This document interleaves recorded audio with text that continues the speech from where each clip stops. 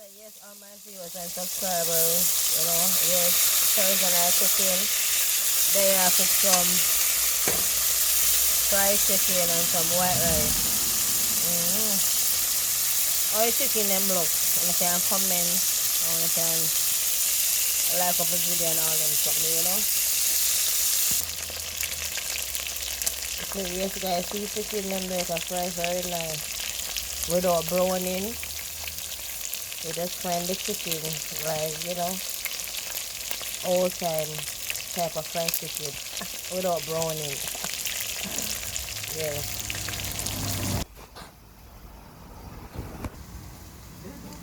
So yes guys, see there? Rice I go on steam now.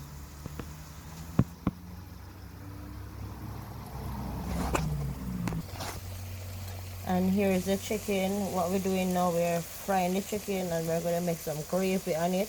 That's why we have these vegetables. We have carrot, sweet pepper, onion, Irish, again, scallion and thyme, and also scotch bonnet pepper. So yeah man, choose a little bit of water on it now and make it go and simmer down.